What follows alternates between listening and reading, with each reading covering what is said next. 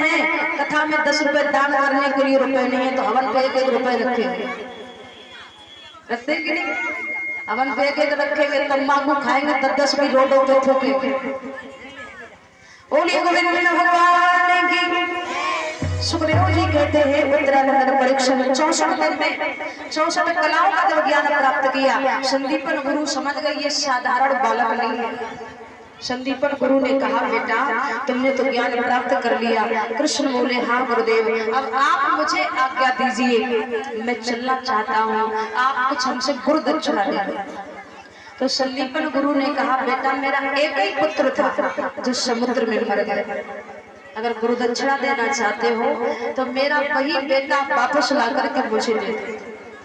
तो भगवान कन्हैया संदीपन गुरु से जाते हैं समुद्र के पास और समुद्र से कहा मेरे गुरु का पुत्र आप मुझे दे दो। तो समुद्र ने कहा मेरे पास तो नहीं है, मुझ में एक पंचजन्य नाम का दैत्य रहता, हो सकता उसने खा लिया हो। तो भगवान कन्हैया ने पंचजन्य नाम के दैत्य का वध किया, जो शंख के रूप में था, और जो शंख होता है शंख के अंदर कीड़ा होता है। तो भगवान कन्हैया ने उस कीड़े को निकाला, वहां भी गुरु का पुत्र नहीं मिला। तो भगवान कन्हैया ने वही पंचजन्य नाम का शंख धारण किया है और महाभारत के युद्ध में वही शंख बजाया है जिसका नाम है पंचजन्य। बोलिए गोविंद भगवान की। अब यमराज के पास जाते हैं, यमराज से कहा यमराज आप गुरु का पुत्र मुझे दे दो, गुरु दक्षिणा में देना है। तो यमराज जी ला करके गुरु जी का पुत्र देते हैं गुरु दक्षिणा, जिसका नाम है पुनर्दत्त। पुनर्दत्त को गुरु दक्षिणा में देकर के भगवान कन्हैया वापस आए। आज अटारी पे कृष्ण बैठे हैं, जब वृंदावन की ओर देखा तो आज ब्रज वालों की बहुत याद आई है कृष्ण। आज देवकी मैया पकवान लेके आई है कन्हैया के लिए, तो देखा कृष्ण रो रहे हैं बेटे। कृष्ण को रोते हुए देखा है, दौड़ी भागी गई है देवकी मैया वसुदेव जी से कहा स्वामी मैंने कन्हैया को पाला तो नहीं है, पता नहीं उन्हें मथुरा में क्या कष्ट है, आप जाकर के पूछो ना वो क्यों रो रहे।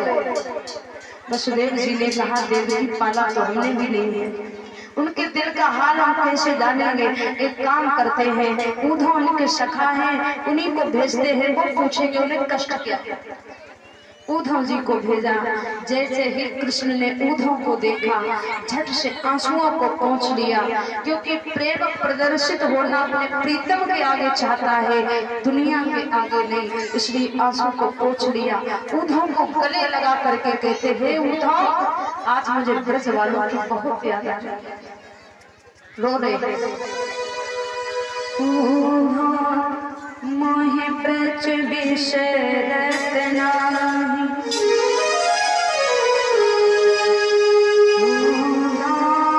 मोहे ब्रज बिसरत नाही,